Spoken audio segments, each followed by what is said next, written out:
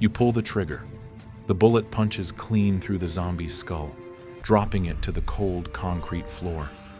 For a split second, you exhale, your body reacting on instinct, the same instinct that's kept you alive since the world fell apart.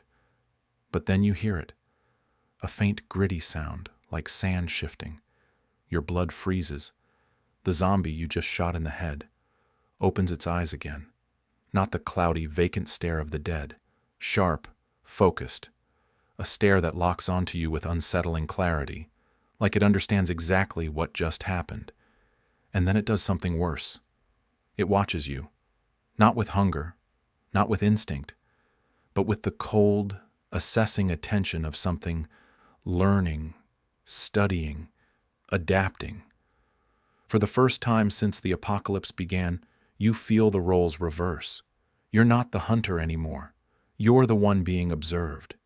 Everything you thought you knew about zombies, their slowness, their stupidity, their mindless nature, shatters in that single moment.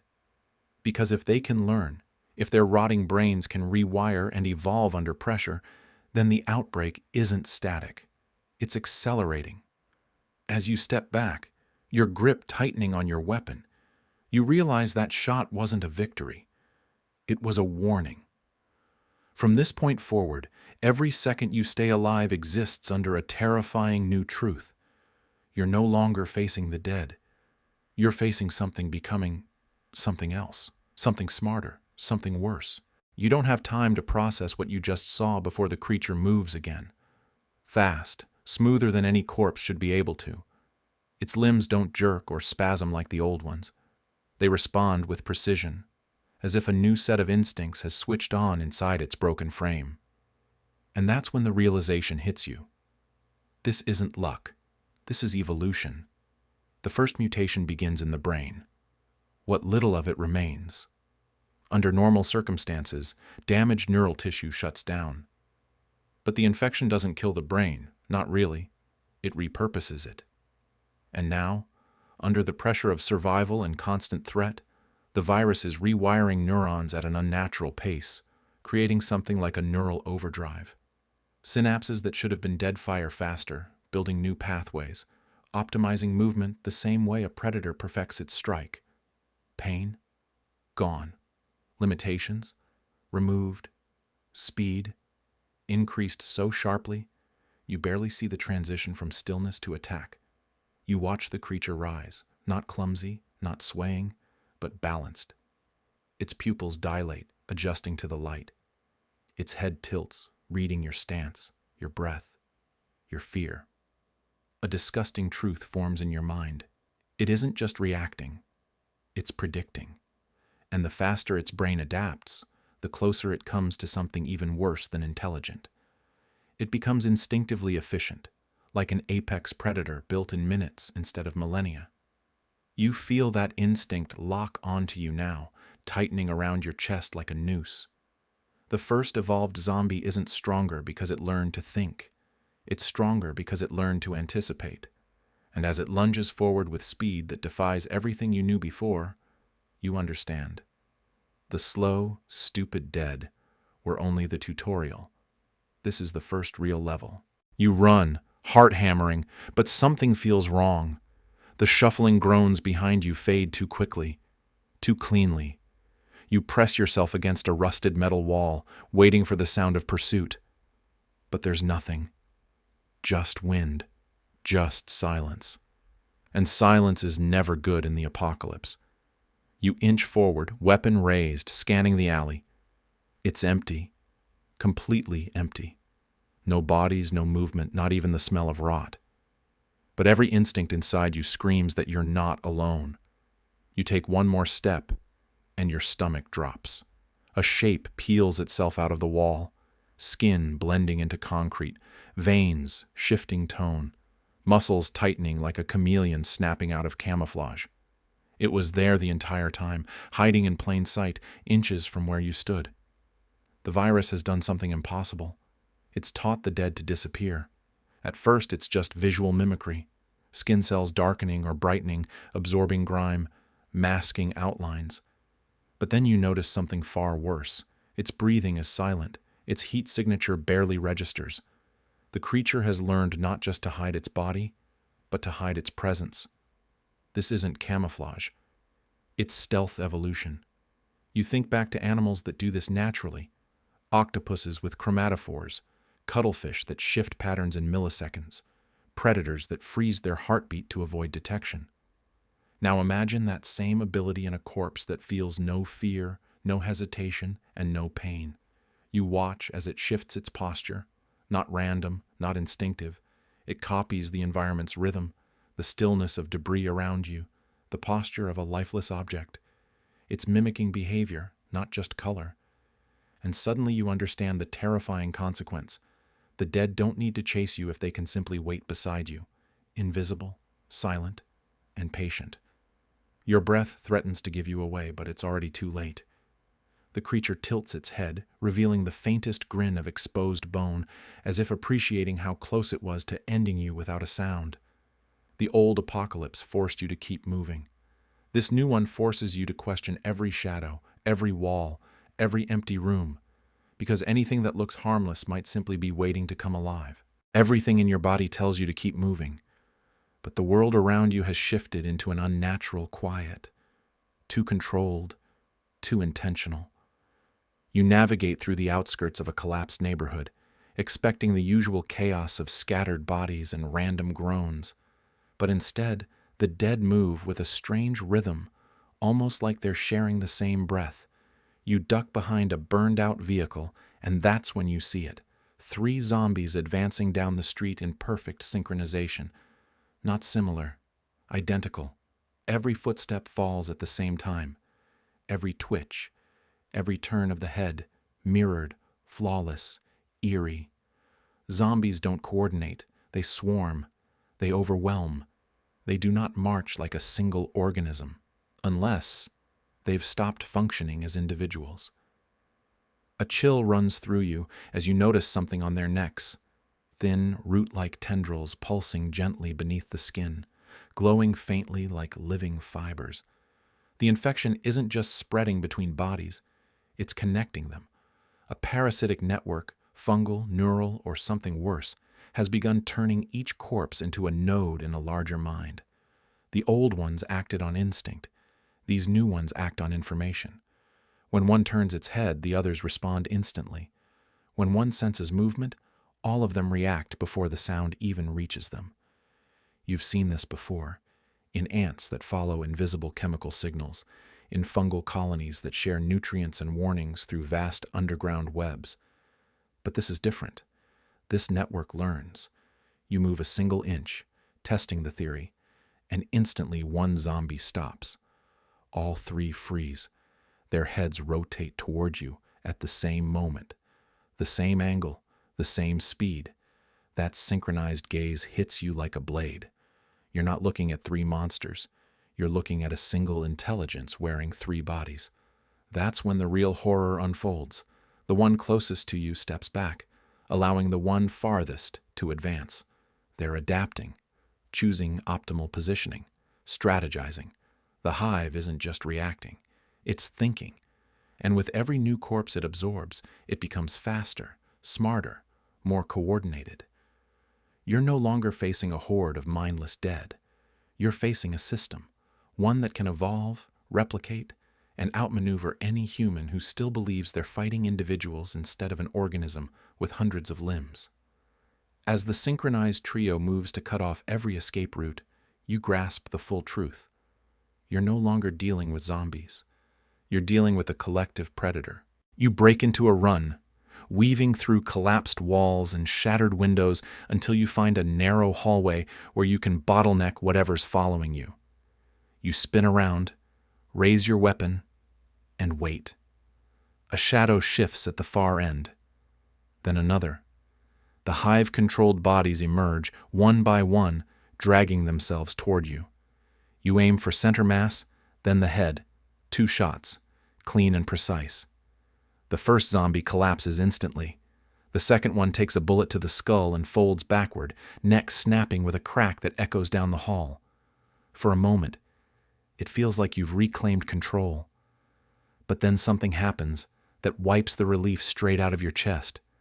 The first zombie starts to rise again, not like the old ones. Slow, twitching, sloppy. Its tissues pulse, swelling like boiling tar. Muscle fibers reconnect, stitching across torn skin. The bullet wound in its torso closes in seconds, sealing as if someone zipped flesh together from the inside. The second zombie does the same. The shattered skull knits itself, bone reshaping, gray tissue folding back into place. Within moments, both corpses stand fully upright, improved, reinforced, as if your attack was nothing more than a catalyst for rebuilding. You step backward in disbelief as one truth becomes unavoidable. The infection has developed regeneration, not the lazy, partial healing of the early outbreak. This is rapid, aggressive reconstruction, driven by something acting like rogue stem cells, multiplying uncontrollably and repairing whatever damage their host suffers. It's a biological nightmare, an organism that can cheat death, reset injuries, and adapt to trauma as if each wound teaches the body how to survive the next one. You fire again, desperate, watching limbs explode and tissues splatter. But each shot only seems to accelerate the regeneration, the bodies reassembling faster each time as if their system is optimizing the repair process. And then a darker realization hits you, one that collapses a century of zombie lore in a single heartbeat. If they can rebuild from any injury, decapitation won't work. Fire won't spread fast enough. Destroying the brain won't be permanent if the tissue grows back. You're not fighting creatures that can be killed. You're fighting organisms designed to persist, survive, return. As the freshly rebuilt zombies step forward, stronger, more stable, more refined than the versions you killed seconds ago, you feel the crushing weight of it settle on your spine. Every time you injure one, you're helping it evolve. You escape into the open streets, lungs burning, but something feels wrong about the world around you. Not the danger. Danger is familiar. It's the differences. The corpses here don't look like the ones you just fought. They're broader, heavier. Their skin is thickened, almost leathery, as if shaped by the scorching sun overhead. You duck behind a collapsed billboard and peer out at one of them lumbering past. Its body is built for heat, cracked but resilient, dehydrated but powerful, like the husk of some desert predator. And then the truth hits you. These zombies didn't come from the hive. They evolved here. The environment is changing them. You slip deeper into the ruins and stumble upon another one in the shadows. Thin, elongated limbs, pale skin clinging tightly over bones. It clings to a wall like an insect, silent, waiting for vibrations more than movement. A creature shaped by darkness and narrow spaces. A city crawler. Then, in the distance, a howl cuts through the air. A chilling, guttural sound that rolls across the wind. You look up to see a towering brute trudging through the fog beyond the collapsed buildings, frost hugging its body. Its muscle fibers are thickened from the cold, its breath steaming like a dying furnace. A winter variant. Each region molds the infection differently. Heat breeds hardened shells. Darkness breeds ambush hunters. Cold breeds giants with slow metabolism and terrifying strength. And these aren't random mutations. They're environmental adaptations, the same forces that shaped every animal on Earth over millions of years, now happening in weeks. You move carefully, but the three types converge toward your location, drawn by the same instinct or signal. You watch their movements overlap, one using the sun to blind prey, one using shadows to disappear, one using brute force to level whatever stands in its path. Different forms, different strategies, all deadly. And the worst part? Variety means unpredictability. Every city, every forest, every wasteland may now host its own unique nightmare. Creatures adapted perfectly to the terrain you must cross to survive. Humanity once relied on maps to navigate the world. Now, every step into a new region feels like stepping into a different ecosystem of evolving predators. As the desert stalker sniffs the air, the crawler tightens its grip on the wall, and the frost brute cracks the concrete beneath its feet. You realize the new rule of survival. You're no longer dealing with zombies as a single threat. You're dealing with an entire planet that's learning how to kill you. You retreat into the shell of an abandoned office building, hoping to catch your breath. But the silence inside is wrong, too controlled, too aware. You scan the room, expecting one of the adaptive variants to burst through the shadows. Instead, you find a lone zombie standing perfectly still in the center of the hallway. It doesn't charge. It doesn't groan. It watches you. A slow, steady tracking of your movement that feels uncomfortably human. You raise your weapon, ready for the usual rush, but something in its posture stops you. Its shoulders are relaxed. Its breathing is measured. Its gaze follows you with unsettling intention. This isn't mindless hunger. This is focus. It tilts its head, not randomly, but exactly the way a person does when trying to understand something. And then your blood runs cold. It steps backward. A tactical retreat. Zombies don't retreat. They don't reposition. They don't wait for advantage, unless they're beginning to think. You move closer, testing it, and the creature mirrors you, matching your angle, reading your stance, adjusting like someone who recognizes threat patterns. The infection hasn't restored full consciousness. It hasn't revived identity or emotion. It's doing something worse, rebuilding cognition selectively. The parts of the brain that handle strategy, memory, spatial awareness, those circuits are reactivating first. Not enough to bring the person back, but enough to craft a smarter predator.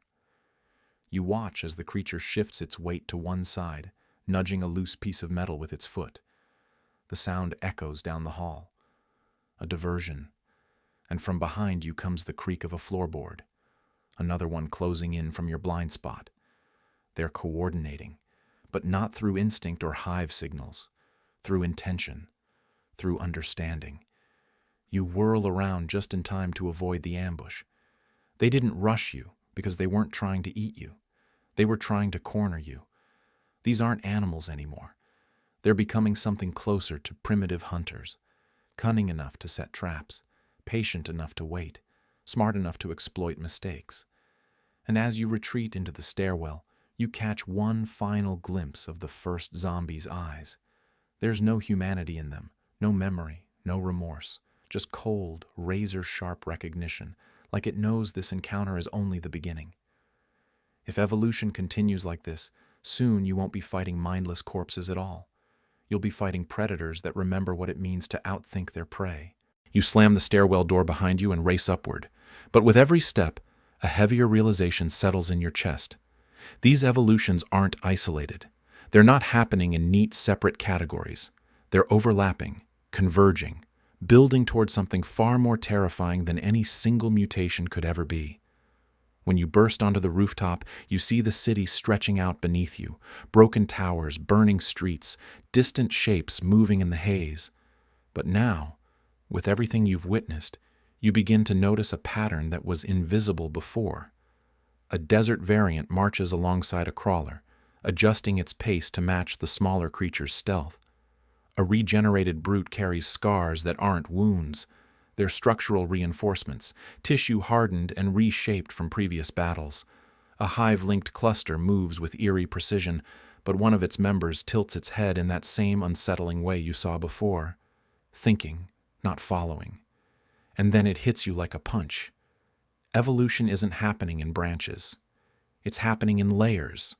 A single zombie could develop camouflage, or regeneration, or primitive cognition.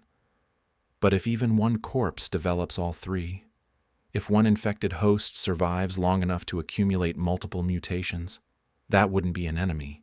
That would be an apex organism, crafted through death, rebuilt through adaptation, perfected by pressure.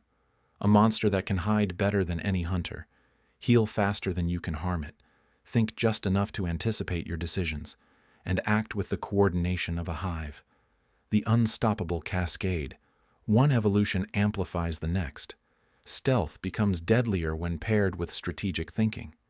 Regeneration becomes more dangerous when combined with environmental specialization. Hive intelligence becomes terrifying when guided by cognitive intent. And suddenly, the apocalypse stops feeling like scattered threats and starts to resemble a single unfolding design. You scan the rooftops, and your heart seizes. Across the gap, Perched on a half-collapsed balcony, something watches you. Its form is lean like a city crawler, but its skin shifts subtly, mimicking the cracked stone behind it. Its movements are unnervingly fluid, adapting like a neural overdrive variant. A chunk of its face is missing, but you watch in horror as the flesh knits itself back together. And then the worst part, its eyes narrow with understanding. Not curiosity, not animal instinct, recognition. One of the cascade creatures already exists, a hybrid, a prototype, a warning. As it disappears into the shadows without a sound, you understand the terrifying truth. These evolutions were dangerous alone. Together, they create something not even nature has ever produced. Predators built from death, perfected by adaptation, and multiplying faster than humans can comprehend. If one hybrid is out there, more are coming.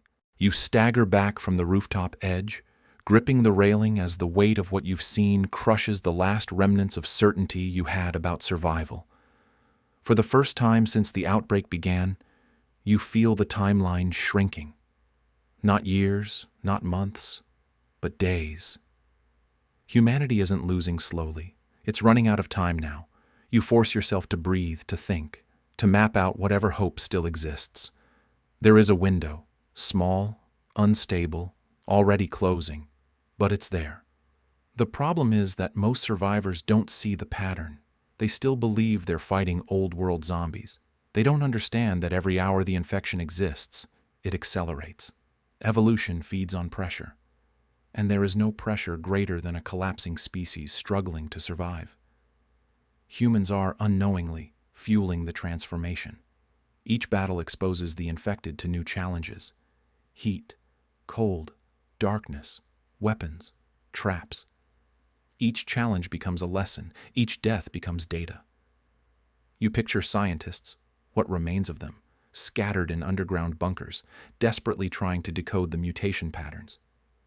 Some argue it's random. Others claim it's viral intelligence, but the truth is brutally simple.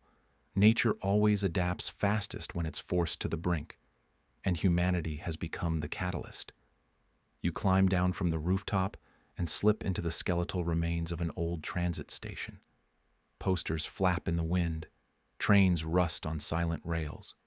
Yet the stillness here gives you space to think, really think, about what might still be possible. The old defensive strategies are worthless. Walls won't stop something that can hide in them.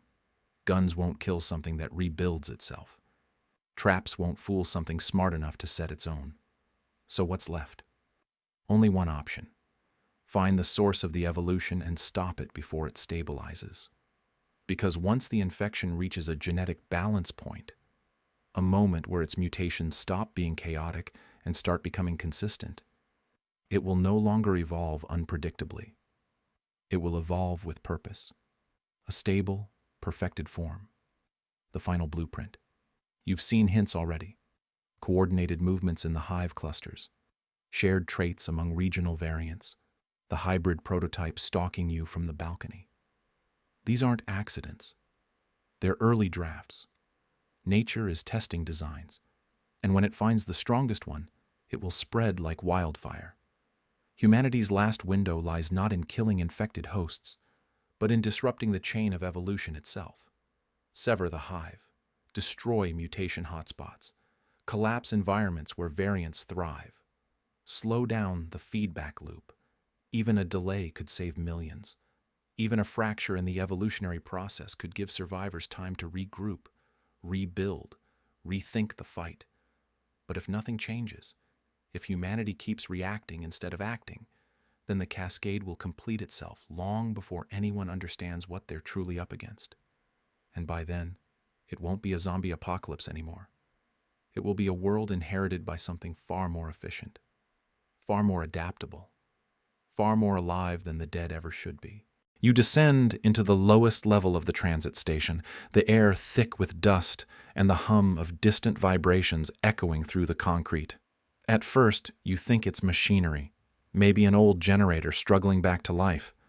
But then the sound shifts, pulsing in a rhythm too organic to be mechanical. It's coming from beneath the floor. You step carefully, every sense alert, because deep down you already know what you're about to find. Evolution this rapid, this coordinated, this precise, it was never random. You push open a rusted maintenance door and step into a tunnel lit only by the dying glow of emergency lamps. The hum grows louder, vibrating through your bones. Far ahead, you see something moving. Slow, deliberate waves rippling across the walls like the tunnel is breathing. You approach with the kind of dread that no weapon can protect you from, and then you see it. The infection isn't just mutating in the hosts. It's mutating in the environment. Thick, root-like tendrils stretch across the stone, pulsing with bioluminescent veins. They connect bodies together, patching through broken skulls, latching into spinal cords, spreading across floors and ceilings like a living neural grid. The early hive networks weren't just evolution, they were infrastructure, a system being built, improved, reinforced. You kneel beside one of the tendrils and notice something horrifying.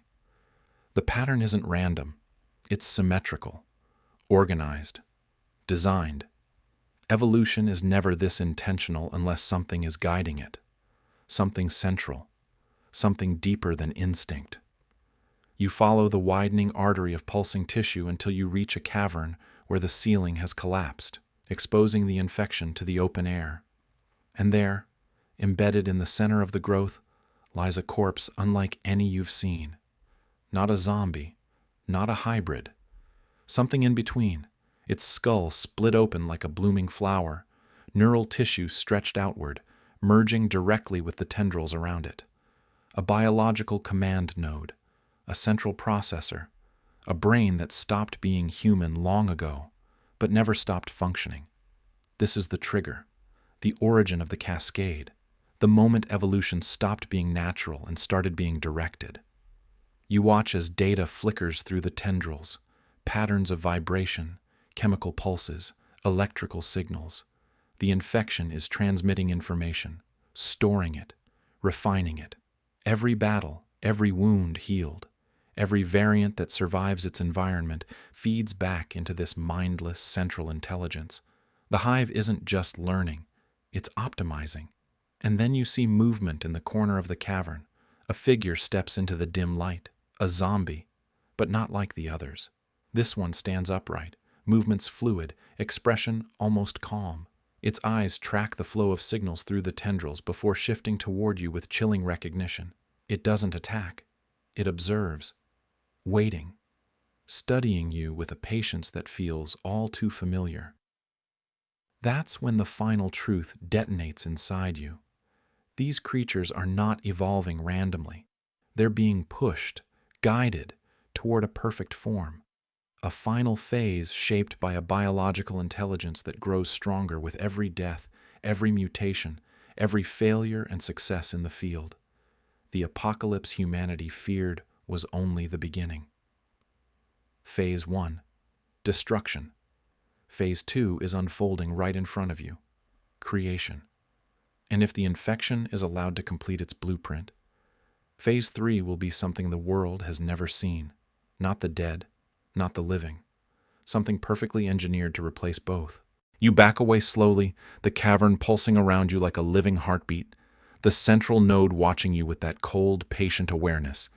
Every step you take echoes through the tendrils beneath your feet, and for a moment you swear the entire tunnel is listening, tracking.